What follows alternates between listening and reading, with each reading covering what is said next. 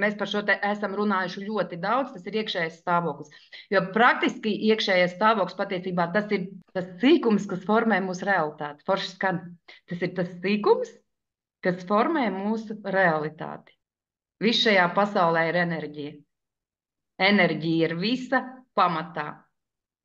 Jums tikai jānoskaņojas uz tās realitātes frekvences, kuru vēlaties redzēt savā dzīvē. Un to arī saņemsiet.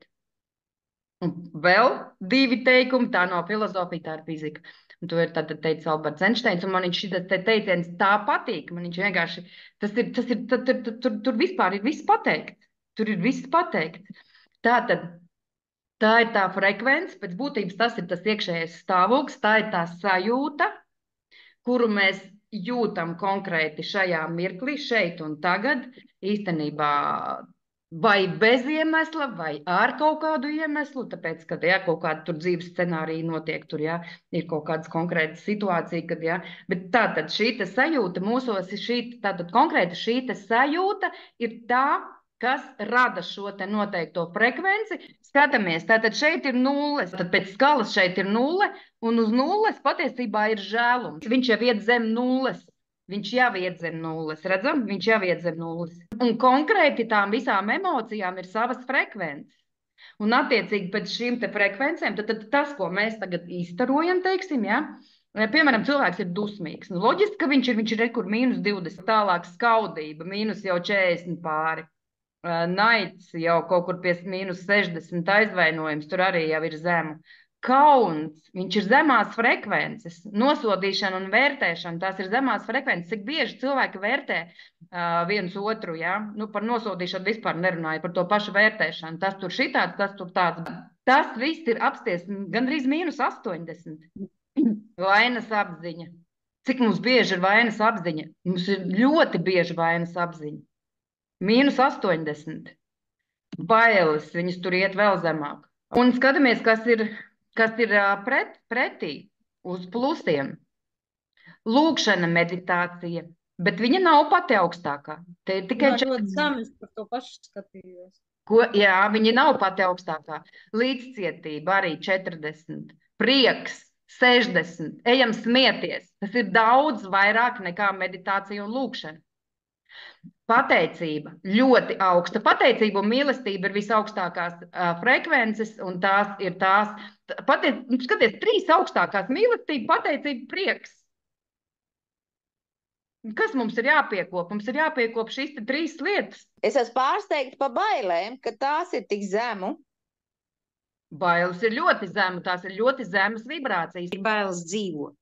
Vienkārši bailes dzīvot uz pilnu klapu. Bailes izpausties, bailes, ka tevi pārpratīs. Mums reizēm ir vienkārši bailes dzīvot. Tās ir bailes arī no nāves. Mēs jau pēc būtības nemirstam. Tā ir atkal apzinātība, ka mēs esam mūžīgi.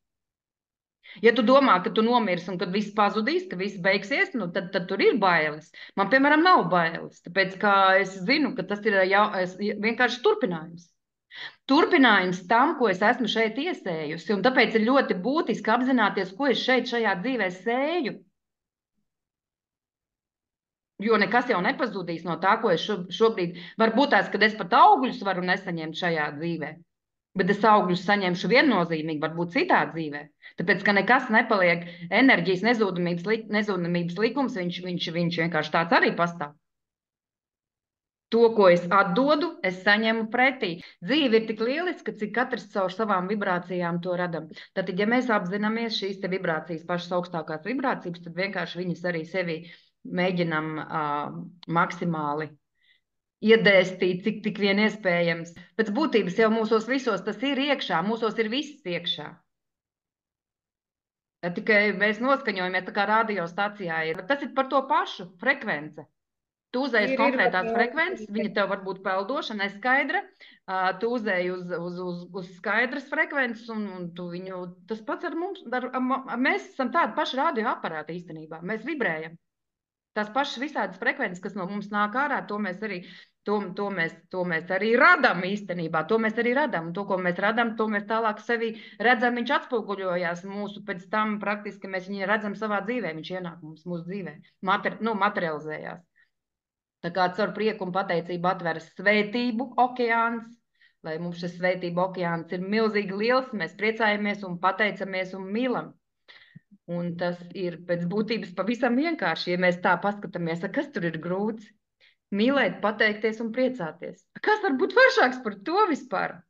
Atveries priekam un mīlestībai, tas vienmēr ir pieejams, visiem pieejams.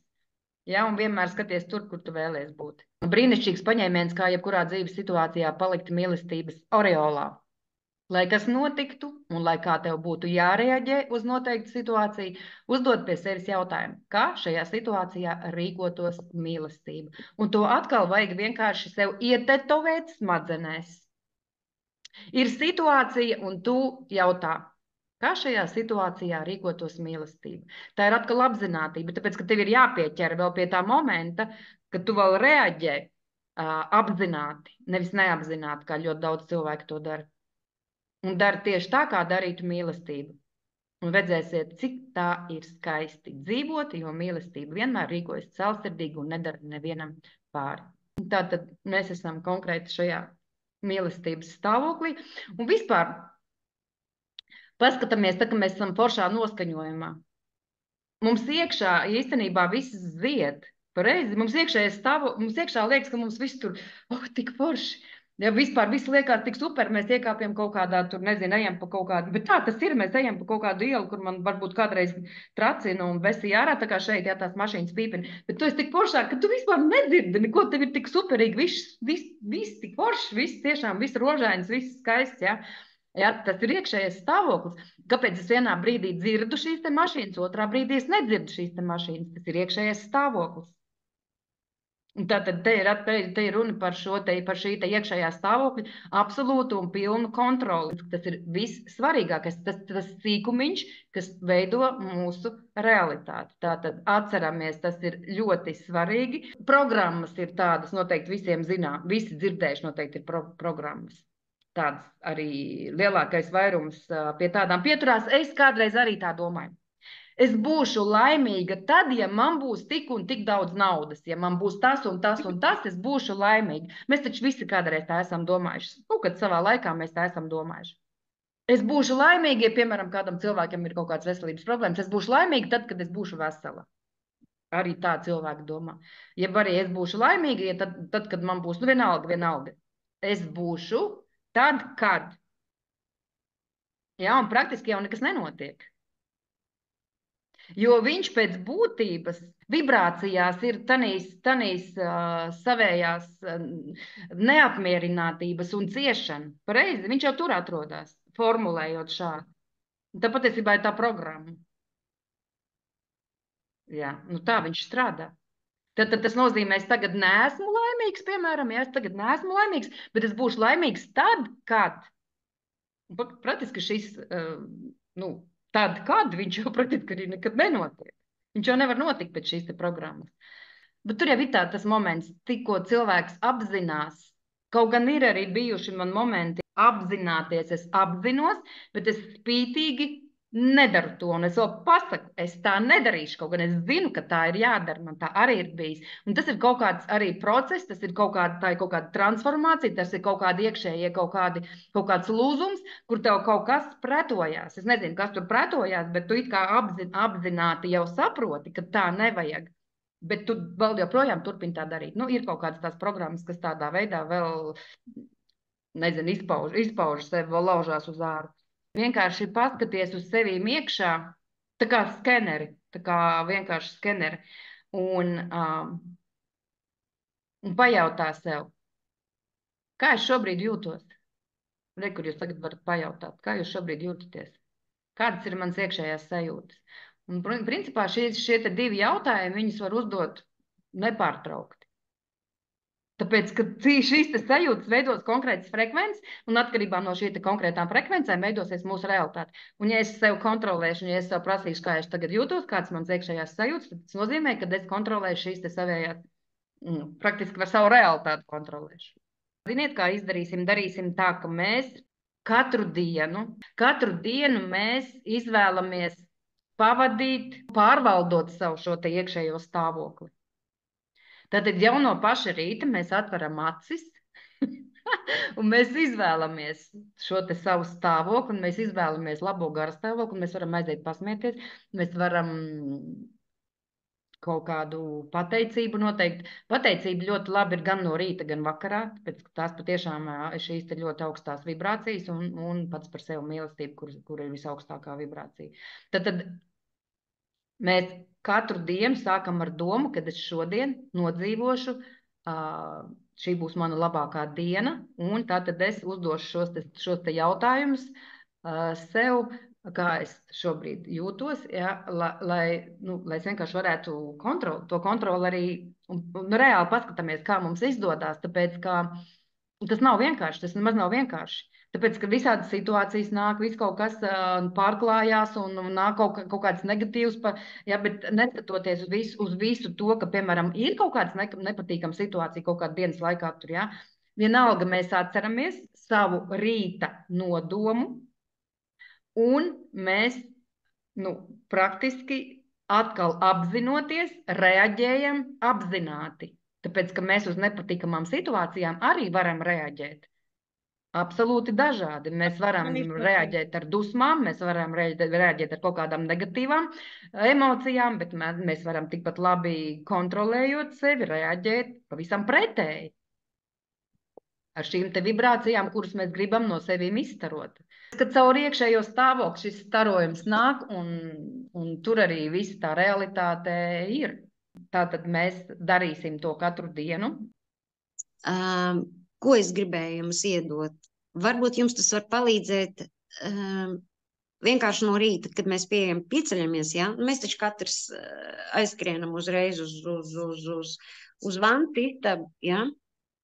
Daba ir daba, un tad, kad mēs mazgājam rociņas, kaut vai mazgājam rociņas, ja? Mums taču visiem vans istabā vai tūltē visiem ir spogulīts pretī, ja? Es sasveicinos ar sevi, ja? Spogulī. Sasveicinos ar sevi un saku pati sevi, es mīlu tevi, un tas ir uz sevi, ja? Es mīlu tevi. Labrīt, meitene mīļā. Es pieņemu tevi ar mīlestību un pateicību. Tādu, kādu tu esi. Un jums par atbildi, ja? Jums par atbildi tirpulīši sāks iet.